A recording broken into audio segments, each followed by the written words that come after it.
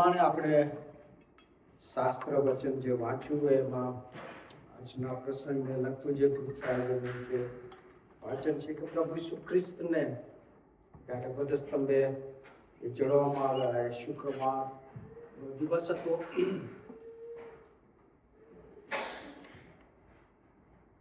પ્રભુ ઈસુ ખ્રિસ્તને ગુરુવારે રાત્રે એમને ત્યાં ગેત્સેમાની વાડીમાંથી એમને પકડવામાં આવ્યા અને પછી આખી રાત એમની ઉપર અલગ અલગ મુકદ્દમા ચલાવવામાં આવે છે. એમનો ટ્રાયલ થાય છે. અહીંથી ત્યાં એમને લઈ જવામાં આવે છે અને સવારે 9 વાગે એમને વધસ્તંભ પર ત્યાં કાલવરીની ટેકરી પર એમને ચડવામાં આવે છે. આ વધસ્તંભની જે ચડવાની જે ક્રિયા છે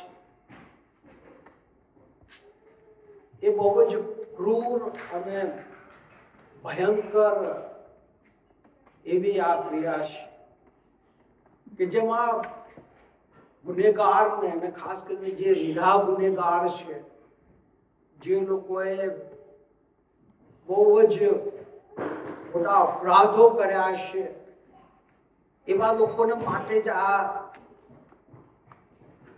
સજા ફરમાવવામાં આવતી હતી. રોમનોની સૌથી ક્રૂરમાં ક્રૂર આ એ સજા હતી. એનો ઉદ્દેશ એ કેવળ ગુનેગારને મોતની સજા આપવી એટલું નહોતું, પણ ગુનેગારને રીબાવવામાં આવે, એમને જેટલું વધારે દુઃખ આપવામાં આવે એ એનો મકસદ હતો. વધસ્તંભે ચડવા પહેલા એ ગુનેગારોને કોરડાનો માર મારવામાં આવતો હતો અને કોરડા એ ચામડાને એના બનેલા હતા કે જેની નીચે લોખંડની કરચો એવી કોઈ ધારદાર વસ્તુઓ રાખવામાં આવતી કે જેથી કરીને એક કોરડો મારવામાં આવે એ શરીરમાં એ ઘૂસી જાય અને જ્યારે બહાર એને ખેંચવામાં આવે બળપૂર્વક ત્યારે માંસના લોચાઓ લઈને બહાર નીકળે. આવા 39 ફટકાઓ જ્યારે વ્યક્તિને મારવામાં આવે ત્યારે એનું શરીર એ છલણી જેવું થઈ જતું હતું. આખું શરીર એ ઘાથી ભરાઈ જતું હતું. પ્રભુ ઈસુ ખ્રિસ્તને આવા 39 નિર્દય રીતે એને ફટકા મારવામાં આવ્યા અને ત્યારબાદ એમના માથા ઉપર એક કાંટાનું મુગટ મૂકવામાં આવ્યું. એની પર એમને મારવામાં આવ્યા, એમની દાઢી ખેંચી કાઢવામાં આવી, એમને થાપટ મારવામાં આવી, મુક્કીઓ મારવામાં આવી અને આવી અસહ્ય વેદનાઓ સહન કર્યા પછી એ ભારે વધસ્તંભ ઉંચકીને એમને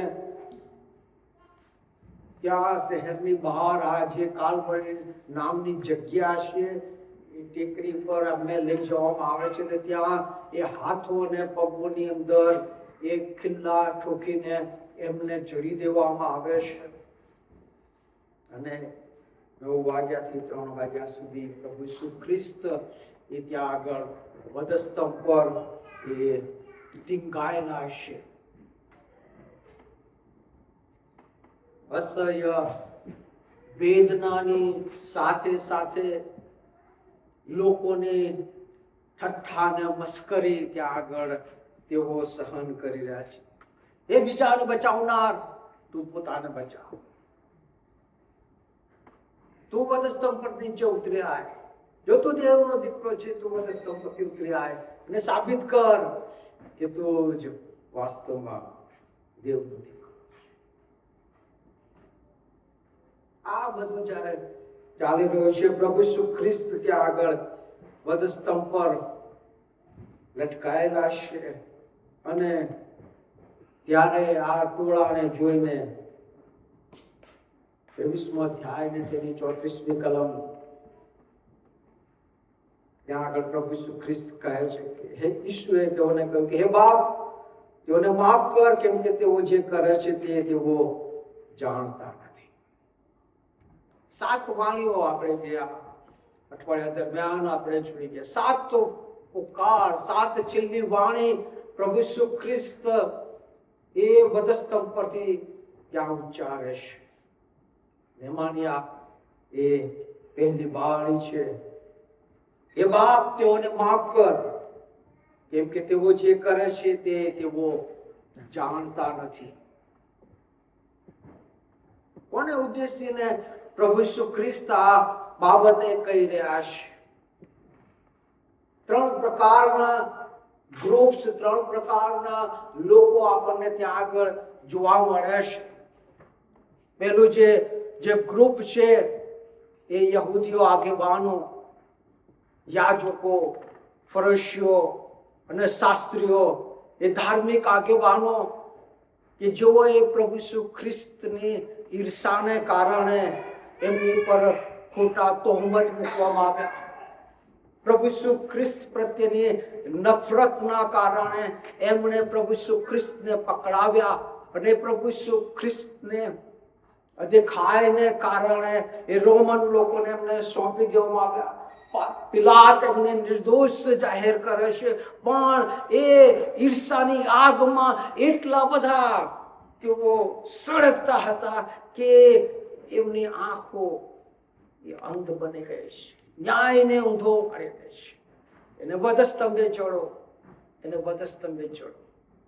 ઈર્ષા, દેખાય, એ પ્રભુ ઈસુ ખ્રિસ્તની જે પોપ્યુલારિટી હતી, એની જે ખ્યાતિ હતી, એનાથી એ લોકોને એટલું બધું દુઃખ લાગ્યું, એમનો અહમ એટલો બધો ગવાયો. એક નિર્દોષને એમણે વધસ્તંભની ક્રૂરમાં ક્રૂર જે સજા છે એના માટે સોંપી દીધું. આ યહૂદી આગેવાનો, એ યાજકો, એ શાસ્ત્રીઓ, એ ફરીસીઓ ત્યાં હતા. બીજું જે ગ્રુપ છે એ આ રોમન સૈનિકો. એના માટે એ ગુનેગાર નાનો છે કે મોટો છે, એ સારો છે કે ખરાબ છે, એ કોઈ બાબત માન્ય રાખતી નથી. આ રોમન સૈનિકોના માટે એક જ બાબત મહત્વની છે, ઓ આજે આ ગુનેગાર હવે આપણા હાથમાં આવી ગયો છે. એને જેટલું ટોર્ચર કરી શકાય, એને જેટલો રીબાવવામાં આવે, એને જેટલું દુઃખ દેવામાં આવે, એટલો એમને આનંદ મળતો હતો. અને એટલા માટે એમનાથી થઈ શકે એટલું, બની શકે એટલું એ ગુનેગારને ટોર્ચર કરવામાં એવો આનંદ માનતા હતા. મસ્કરી કરી, એને ઠઠ્ઠા કરવા, એને મુક્યો મારવી, એને ખોળાઓ મારવા. આ જે ક્રૂર અને નિર્દય એ સૈનિકો કે જેઓને જ્યારે ગુનેગારો પીડાથી જ્યારે પોકારતા અને બૂમો પાડતા ત્યારે એમને આનંદ આવતો, એમને ખુશી મળતી કે વાહ, હવે કેટલા બધા બહાદુર છીએ કે અમને આ ગુનેગારોને યોગ્ય સજા આપવામાં અમને મજા આવે છે, અમને આનંદ. આ ગ્રુપ ત્યાં હતું. અને ત્રીજું ગ્રુપ ત્યાં આગળ હતું.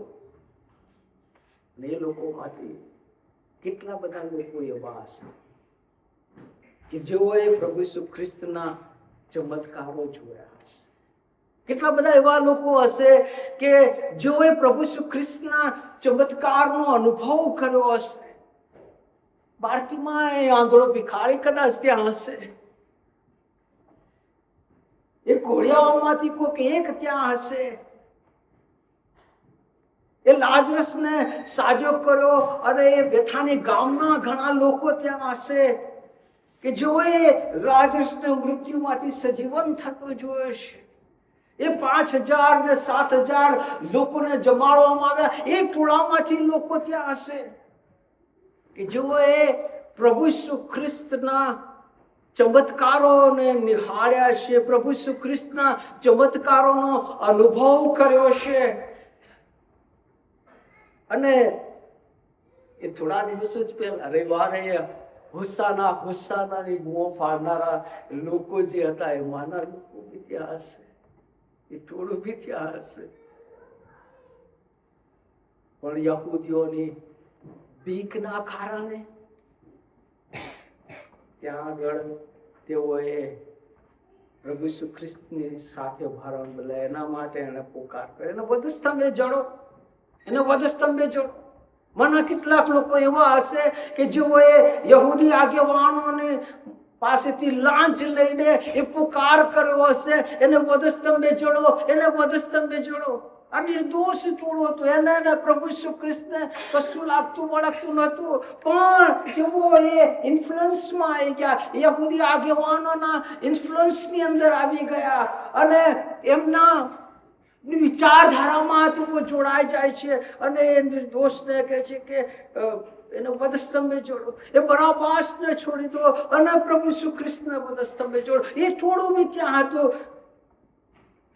કે જેમણે પ્રભુ ઈસુ ખ્રિસ્તના ચમત્કારોનો અનુભવ કર્યો. કદાચ ચોથું ગ્રુપ બી ત્યાં હતું, પણ એ બહુ થોડી સંખ્યામાં હતું. એ થોડીક સ્ત્રીઓ કે જેઓ પ્રભુ ઈસુ ખ્રિસ્ત પર પ્રેમ કરતી હતી અને એક જ શિષ્ય યોહાન એ ત્યાં હતો, પણ એ બહુ માઇનોરિટી હતા, એને આપણે ગણતા નથી.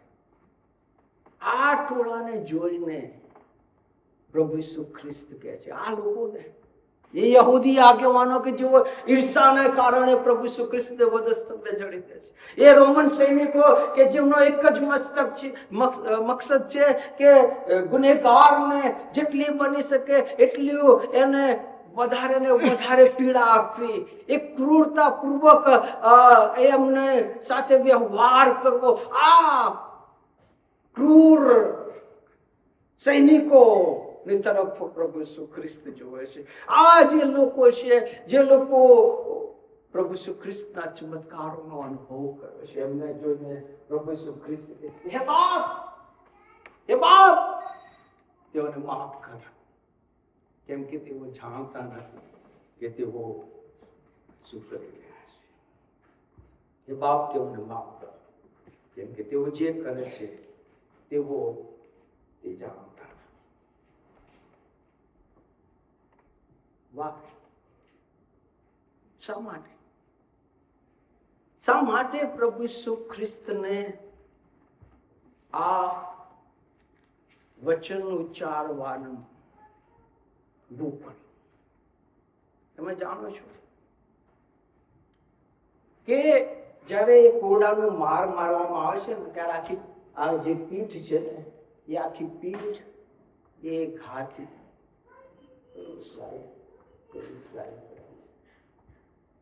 આ જે પીઠ છે ને એ આખી આખી તમારી ચિરાઈ ગઈ હોય છે. અને જ્યારે એક શબ્દ જ્યારે બોલવું પડે ને, એ શબ્દ બોલવાના માટે તમારા જ્યારે હાથોના પગોમાં ખીલ્લા મારવામાં આવ્યા છે ને, ત્યારે એ તમારે એક શબ્દ, એના માટે તમારે શ્વાસ લેવો પડે બોલવા માટે. અને બોલવા માટે જ્યારે તમે શ્વાસ લેવા માટે તમારે શું કરવું પડે? તમારે ઊંચા થવું પડે, ઊંચા થવું પડે. અને આ જ્યારે તમે ઊંચા થાવ ને, આ પીઠ અને આ જે વધસ્તંભ છે ને, એ કોઈ સુવાળો જે આપણે અહીંયા રાખીએ છીએ એવો સુવાળો વધસ્તંભ નતો. એક ખરબચડો, એમાં ફાંસો બી, તમે આમ જયારે ઊંચા થાવ ને ત્યારે એ ઘાની અંદર એ ફાંસો છે ને એ બેસી જાય અને દુઃખ અને દર્દ ઉત્પન્ન કરે. એક શબ્દ બોલવાના માટે એ પીડા સહન કરવી પડે. અને આ પીડા સહન કરીને જે પ્રભુ ઈસુ ખ્રિસ્ત જે શબ્દ કહી રહ્યા છે, હે બાપ, તેઓને માફ કર, તેઓને માફ કર. કેમ કે પ્રભુ ઈસુ ખ્રિસ્ત એ માફીનો સંદેશ, એટલી બધી પીડા સહન કરીને, એટલું બધું દુઃખ સહન કરીને, એટલું બધું દર્દ સહન કરીને એ બતાવવા માંગે છે, હું ઈશ્વર છું, હું માફી આપનાર એવો ઈશ્વર છું. તમારા પાપ એ લાલ કિરમસના જેવા હોય, તમારા પાપ એ મેલા ચિત્રા સમાન હોય, એ ગમે તેવા ભયંકર હોય, તમે ભયંકર કૃત્યો કર્યા હોય, હું એ માફી આપનાર એ ઈશ્વર છું. હાલેલુયા. માફી આપનાર. તમે એ ભલે મને ઈર્ષા ને અદેખાઈથી મને વધસ્તંભે જોડી દીધો, ભલે તમે મારી સાથે ગમે તેવો ક્રૂર અને અભદ્ર વ્યવહાર કર્યો, મને ટોર્ચર કર્યો, મને ગમે રીતે મારી સાથે વ્યવહાર કર્યો, હું તમને માફી આપું. ભલે તમે મારા ઉપકારોનો યોગ્ય બદલો ના આપ્યો, તમને હું માફ. કે બાપ તેઓને શું કર. અને પહેલી બાબત પ્રભુ ઈસુ ખ્રિસ્ત આપણને શીખવ, હું માફી આપનાર એવો છું. મારા માટે તમારે માટે માફી અવેલેબલ છે. બીજી બાબત પ્રભુ ઈસુ ખ્રિસ્ત જે આપણને શીખવવા માંગતા હતા, અને એ તો એ હતું જે પ્રમાણે મેં તમને માફી આપી છે તેવું તમે એકબીજાને શું કરો, એકબીજાને. આ જે ટોળું હતું એ ટોળું એ માફીને યોગ્ય ટોળું નહોતું. પ્રભુ ઈસુ ખ્રિસ્ત એમને શું કહે છે કે હે બાપ, તું તેઓને. આ જે ટોળું હતું એમણે પ્રભુ ઈસુ ખ્રિસ્તને જઈને કહ્યું નતું, ઓ પ્રભુ ઈસુ ખ્રિસ્ત, અમે તમારી સાથે બહુ ખોટો વ્યવહાર કર્યો છે, અમે તમને ત્રાસ આપ્યો છે, અમને માફ કરી દે. માટે પ્રભુ ઈસુ ખ્રિસ્તે બોલ્યા હતા, એમણે માફી માંગી નહોતી. તો પણ પ્રભુ ઈસુ ખ્રિસ્ત એમને શું કહે છે કે હે બાપ, તું તેઓને શું કર. આ ટોળું એમની સાથે ક્રૂરમાં ક્રૂર વ્યવહાર કરનાર, એમની ઠઠ્ઠા કરનાર, એમની મસ્કરી કરનાર, એમને દુઃખ આપનાર એ ટોળું હતું. અને એમને પ્રભુ ઈસુ ખ્રિસ્ત કહે છે હે બાપ, તું તેઓને માફ કર. પ્રભુ ઈસુ ખ્રિસ્ત આપણને શું આપવા માંગતા હતા? નમૂનો આપવા માંગતા. આપણને નમૂનો આપવા માંગતા કે જે પ્રમાણે મેં તમને માફ કર્યા છે એ પ્રમાણે તમે એકબીજાને શું કરો, શું કરો. મારી આગળ તો કોઈ આવીને 10 વખત માફી માંગશે તો જ હું માફી આપીશ, બાકી હું માફી આપવાનો. સાચી વાત. ઈવન આપણે તો આપણને માફી આપણી માગે છે ને તોય આપણે માફી આપવા માટે તૈયાર નહીં આપો. મારી સાથે આવો વ્યવહાર કર્યો છે, જિંદગી ભર યાદ રાખીશ. ગુડ ફ્રાઈડે મનાવવા આપણે અહીંયા ભેગા થયા છે, પણ એ કડવાશ, એ નફરત એ ભરીને આવ્યા છે. નહીં કરું માફ, થાય એ કરી લો.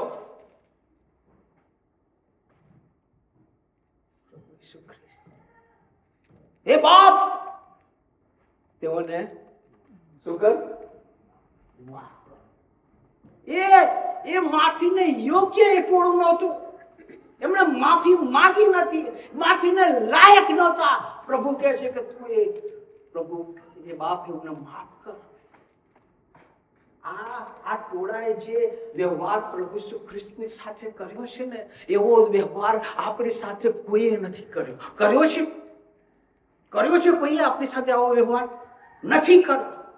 પણ માફી આપવાનો આવે છે ત્યારે અહમ નડે છે, હું કોનું નડે, હું શું કામ માફ કરું.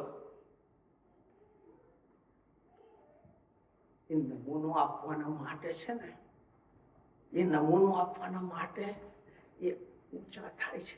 આ બરડો ઘસાઈ જાય છે, એ બરડામાંથી એ ફાંસ ઘૂસી જાય છે, એને દુઃખ પડે છે તો એ ઘેરી રહ્યા છે. એ ક્યાં પણ તમને મને એ નમૂનો આપવા માંગે છે. જો આટલું દુઃખ સહન કરીને, આટલું દર્દ સહન કરીને હું આ લોકોને હું માફી આપી શકું છું, તો તમે તમારા તમારી સાથે તો આવો વ્યવહાર કોઈ એક કરતો નથી. તમારા ભાઈઓને શું તમે માફ નથી કરી શકતા?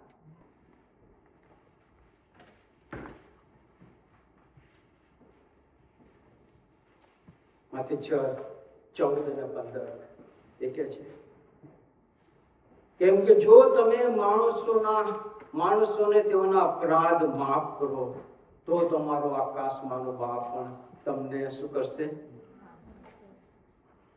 પણ જો તમે તેઓના અપરાધો માફ નહીં કરો તો તમારો બાપ પણ તમારા અપરાધ શું કરશે? માફ. બહુ સીધું ગણન છે, બહુ જ સીધું ગણન. માફી આપો અને માફી લો. મારે હું દિવસમાં 10 વખત પાપ કરું અને 10 વખત માફી માંગુ અને પ્રભુ મને 10 વખત માફ કરે, મને સારું લાગે. પણ મારો ભાઈ એક અપરાધ કરે, 2 અપરાધ કરે, પણ હું માફ કરવા માટે તૈયાર. માથીને લખેલી સુવાર્તા અને તેનો 18મો અધ્યાય.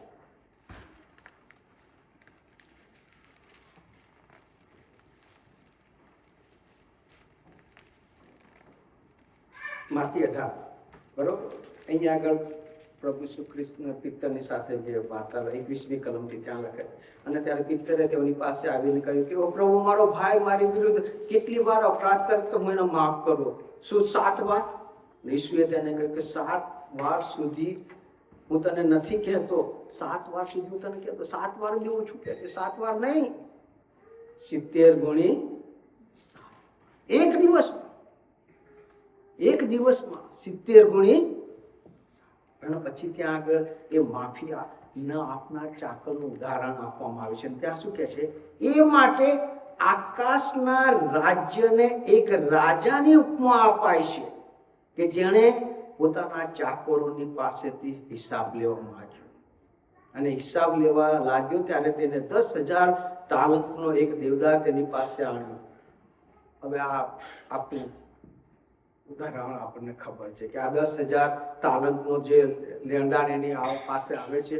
અને એ વાત અહીંયા જે અગત્યની બાબત છે ને, આકાશના રાજ્યને, એટલે આ ઉદાહરણ પ્રભુ ઈસુ ખ્રિસ્ત આકાશના રાજ્યની સાથે this will be happen in heaven. આકાશના રાજ્યમાં શું થશે એનું આ ઉદાહરણ છે વાલાઓ, યાદ રાખો. અને એ ત્યાં એ ઉદાહરણ આપે છે કે એક ચાકરની પાસે 10,000 તાલંતનું શું હતું? દેવું હતું. હવે 10,000 તાલંત એટલે કે 1 તાલંત બરાબર 20 વર્ષની વેજીસ આવક થાય. 20 વર્ષ 1 તાલંત બરાબર 20 વર્ષ, તો 10,000 તાલંત ગણી લો કેટલી મોટી આવક રકમ થઈ. એટલું મોટું દેવું હતું કે જે કોઈ દિવસ જેને ભરપાઈ ના કરી શકાય એવું આ દેવું છે. તમે આખી જિંદગી કમાઓ તો પણ એ દેવું ના ચૂકી શકો એવું. એને એ બતાવે છે આપણી હાલત આવી હતી. આપણું જે પાપનું દેવું છે એ દેવુંને આપણે ભરપાઈ કરવાના માટે આપણે શક્તિમાન છીએ જ નહીં. ગમે તે કરીએ આપણે એ પાપનું દેવું ભરી શકીએ એમ નથી. આપણે અશક્ય છીએ, અસહાય છીએ. આ 10 તાલંત જે વ્યક્તિ હતો એ આપણને બતાવે છે કે આપણે આવા હતા અને ઈશ્વરે આપણને માફ કર્યા, માફી આપી. તારા ભાવ માફ કરવામાં આવ્યા. એ પૂરબ જેટલું પશ્ચિમથી દૂર છે એટલા દૂર બે નાખી દીધા. પણ કે છે કે આ જે ચાકર જઈને એક એનો જે બીજો એનો જે દાસ હતો, એનો સાથી હતો, એની પાસે 100 દિનારનું હતું. 100 દિનાર એટલે કે 1 દિનાર એટલે કે 1 દિવસની આવક. બહુ જૂજ, પણ એને માફ ના કર્યું. આ ઉદાહરણ આપણને બહુ પરફેક્ટલી લાગુ પડે છે. આપણે આ ચાકરના જેવા છે, હે ને, ન ગુણા. એહસાન ફરામોશ, શુદ્ધ શબ્દોમાં કહીએ તો આપણે અનેક ગણું આપણું દેવું પ્રભુ માફ કરી દે છે, પણ હું મારા ભાઈનું એક દેવું માફ કરવાનો માટે, અને એટલા જ માટે અહીંયા આગળ જે લુકને લખેલી સુવાર્તાના 18મા અધ્યાયમાં ત્યાં લખે છે, માથીની લખેલી સુવાર્તા તેના 16મા અધ્યાયમાં ત્યાં 18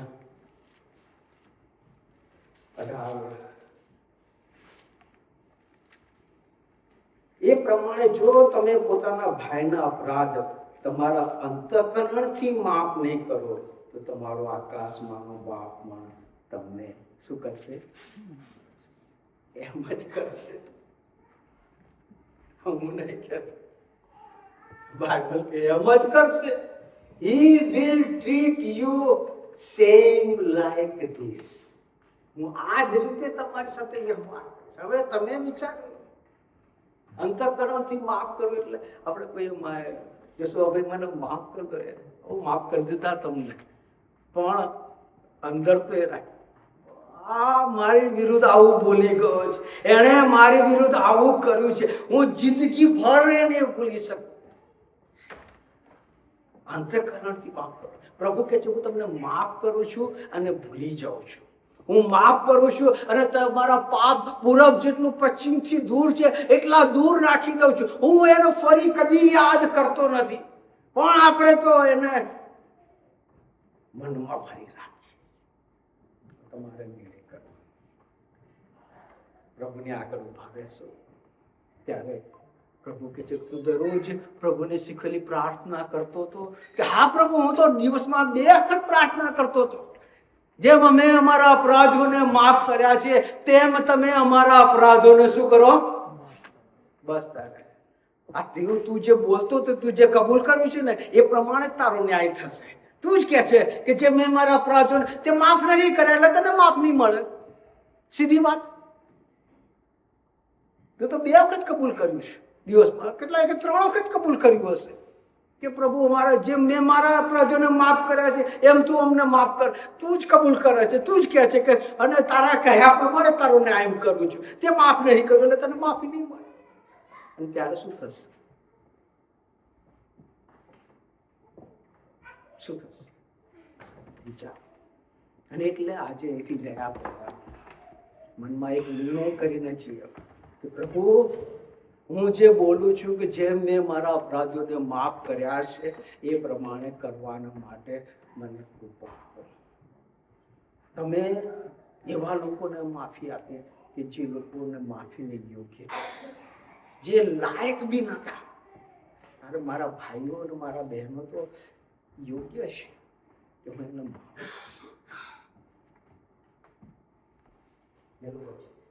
હે બાપ, તેઓને આજે જો ગુડ ફ્રાઈડે આપણે સાચા અર્થમાં મનાવીએ છીએ અને આ દિવસોને આપણે યાદ કરીએ છીએ, તો જે સૌથી પહેલો જે વચન છે એને આપણે ગંભીરતાપૂર્વક લે. મારા ને તમારા માટે છે. એ ખાલી બોલવા ખાતર પ્રભુ ઈસુ ખ્રિસ્તે એટલું બધું દુઃખ સહન કરીને બોલ્યા નથી. એ મને ને તમને નમૂનો આપવાના માટે એ વચન એમણે સમજાવ્યું છે.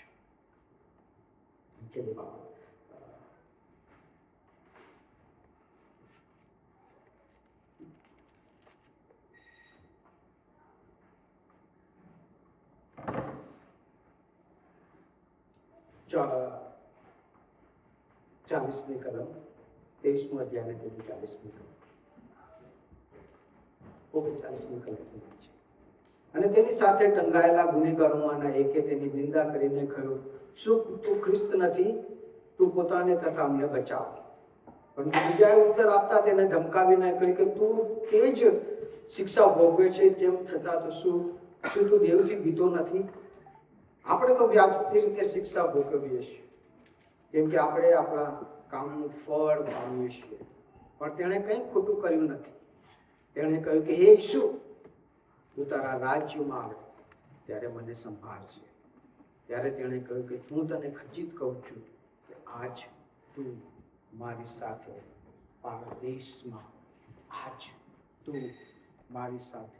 પારાદેશમાં હોઈશ. આ બીજું ઉચ્ચારણ પ્રભુ ઈસુ ખ્રિસ્ત વડે સ્તંભ પરથી કરે છે. 2 ચોરોને બીજી સ્લાઇડ. બે ચોરોને પ્રભુ ઈસુ ખ્રિસ્તની સાથે વધસ્તંભ પર જળવામાં આવ્યા છે. શરૂઆતમાં બંને પ્રભુ ઈસુ ખ્રિસ્તની ઠઠ્ઠા મસ્કરી કરે છે. પ્રભુ ઈસુ ખ્રિસ્તના વધસ્તંભ પર લખવામાં આવ્યું છે યહૂદીઓનો રાજા. અને એ લોકો કહે છે કે જો તું રાજા છું, જો તું મસીહા છું, તું પોતાને બચાવ અને અમને પણ બચાવ. અને એ પ્રમાણે બંને કરે છે. પણ આપણને ખબર નથી.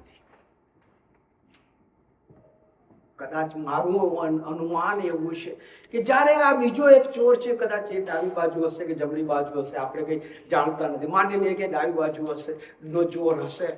એને આ વચન જ્યારે એને સાંભળ્યું, એ પ્રભુ ઈસુ ખ્રિસ્ત એ પીડા, એ દુઃખ અને દર્દ 17-18 કલાકથી જેણે પાણી પીધું નથી, જે ભૂખ્યા ને તરસ્યા છે, જેમને આટલો બધો માર મારવામાં આવ્યો છે, આટલો બધો પીડા આપવામાં આવી છે, અને એ વ્યક્તિ એવા વ્યક્તિઓને કહી રહ્યો છે કે જે લોકો માફીને યોગ્ય નથી, લાયક નથી, નિર્દયી લોકો, હે બાપ તું તેઓને માફ કર. આ વચન એને જ્યારે સાંભળે છે આ ચોર, એને આત્મિક આંખો ખુલી જાય છે. અને લાગે છે કે he is not a ordinary man. આ કોઈ સામાન્ય વ્યક્તિ નથી. આ સામાન્ય વ્યક્તિનું કામ નથી. આ સામાન્ય વ્યક્તિ આ પ્રમાણે કહી શકે એમ નથી.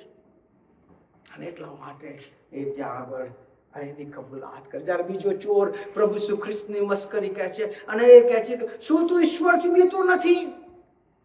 શું તું ઈશ્વરથી બીતો નથી? પહેલી વાર એ કબૂલ કરે છે he is God. એ ઈશ્વર છે. આપણે તો વ્યાજબી શિક્ષા ભોગવી રહ્યા છે. એ કબૂલ કરે છે, yes I am a sinner. હું પાપી છું. આપણે પાપી છીએ. અમે પાપ કર્યું છે અને અમારા પાપની શિક્ષા ભોગવી રહ્યા છે. પાપની કબૂલાત કરે છે. ઈસુને ઈશ્વર તરીકે કબૂલાત કરે છે. પોતે પાપી છે, પાપની કબૂલાત કરે છે અને કહે છે કે ઈસુ તું તારા રાજ્યમાં જ્યારે આવે ત્યારે મને તું સંભાળશે. ઈસુ માને છે કે એ જે ખરું બોળ લેવામાં આવ્યું છે ને, યહૂદીઓનો રાજા, એ કેવળ બોળ નથી, એ વાસ્તવમાં રાજા છે. હાલેલુયા. એ રાજાઓનો રાજા છે. એ કબૂલ કરે છે અને એ કબૂલ કરે છે કે he will come back as a king. Amen. Hallelujah. એ રાજાઓના રાજા અને પ્રભુઓના પ્રભુ તરીકે એ પાછો આવનાર છે. એ કબૂલ કરે છે એ ઈશ્વર છે, એ રાજા છે અને એ રાજા તરીકે પાછો આવનાર છે. અને હું એની પર વિશ્વાસ કરું છું. એ રાજા પર હું વિશ્વાસ કરું છું કે he is not a ordinary man. He's a God himself. He's a king himself. And that's why he says, when you come as a king, remember me. તું રાજા તરીકે આવે મને તું યાદ કરજે. Amen. Hallelujah. Praise the lord. પ્રભુ ઈસુ ખ્રિસ્ત પર તારો વિશ્વાસ જાહેર કરે છે. ઈશ્વર તરીકે પ્રભુ ઈસુને કબૂલ કરે છે. પાપોની માફી એ માગે છે. પોતાની જ કબૂલ કરે છે. યસ, મેં આખી જિંદગી પાપ કરી છું, હું પાપી છું. એ પ્રભુ ઈસુ ખ્રિસ્ત પર પોતાનો વિશ્વાસ જાહેર કરે છે અને પ્રભુ કહે છે આજે તું મારી સાથે શું હોઈશ? પારાદેશમાં, સ્વર્ગ રાજ્ય. આજે તું મારી સાથે હોઈશ.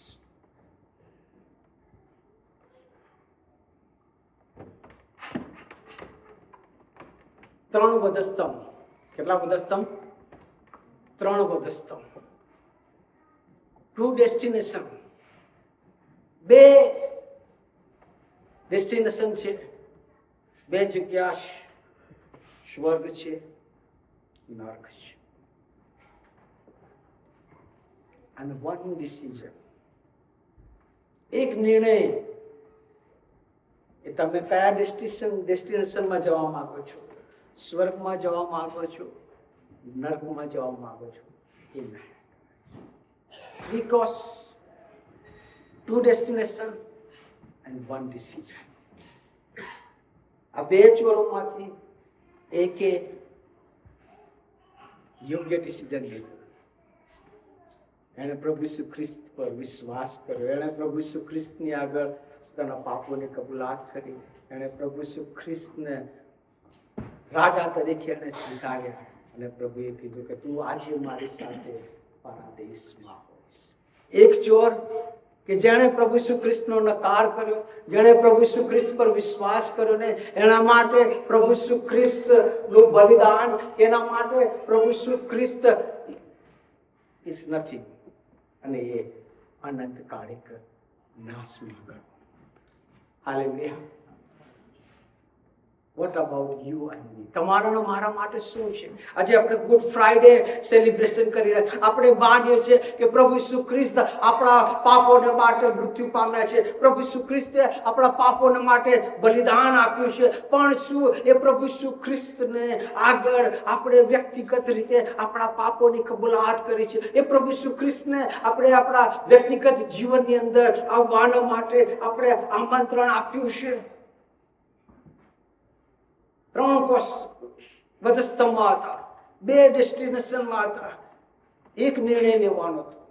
કયો નિર્ણય લઈને તમે આજે અહીંથી જવા માંગો છો? અનંતકાળિક જીવન યા અનંતકાળિક નાશ? આ મરતા ચોરે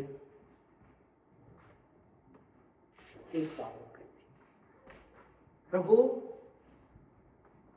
ઈસુ તમે જ્યારે રાજા તરીકે આવો ને ત્યારે તમારા રાજ્યમાં મને ખાલી યાદ કરજો. આટલું જ માગ્યું હતું ને? આટલું માગ્યું હતું? આનાથી વધારે કશું માગ્યું હતું? તમે મને યાદ કરજો, ફક્ત મને યાદ કરજો.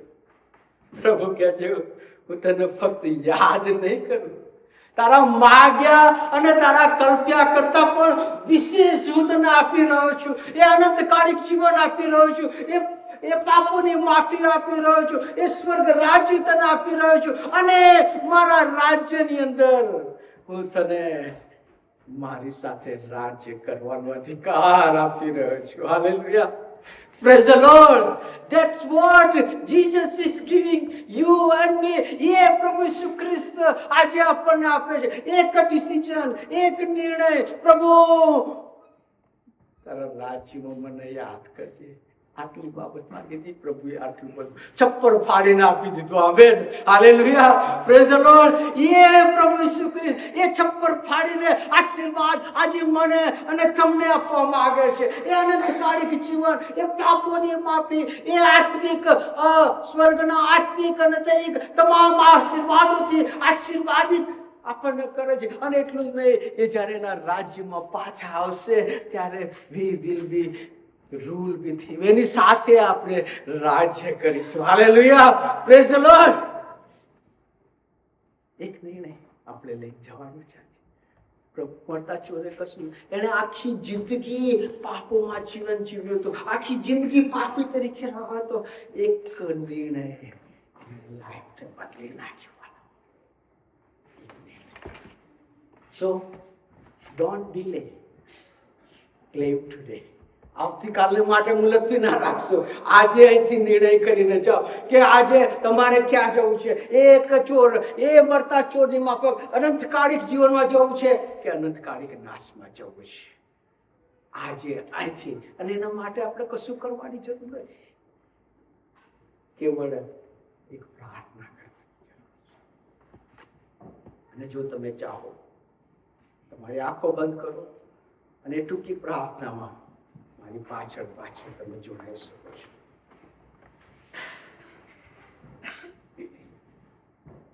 હે પ્રભુ ઈસુ, તમે મારા માટે એ કાલ્પના વધસ્તંભ પર જે બલિદાન આપ્યું માટે હું તમારો આભાર માનું છું. હું જેવો છું તમારી પાસે પ્રભુ મારો અંગીકાર, મારો સ્વીકાર, મારા પાપોની માફી. હું મારું હૃદય તમારા માટે ખુલ્લું કરું છું. મારા જીવનમાં મેં તમારું બાળપણ પ્રભુ ઈસુના નામમાં. Amen. Hallelujah. Praise the lord. પ્રભુ કહે છે કે જેટલાએ તેના પર વિશ્વાસ કર્યો તેટલાએ તેને દેવના દીકરા બનવાનું શું આપ્યો? Praise the lord. અને જ્યારે આપણે આ કલાકની પ્રાર્થના કરીએ આજે પ્રભુ ઈસુ ખ્રિસ્તનું મૃત્યુ સાર્થક થાય છે. જેના માટે મેં બલિદાન આપ્યું એ મૃત્યુ આજે શું થયું છે? સાર્થક થયું. અને આકાશમાં હજારો દૂતો શું કરે છે? આનંદ કરી રહ્યા છે. Praise the lord.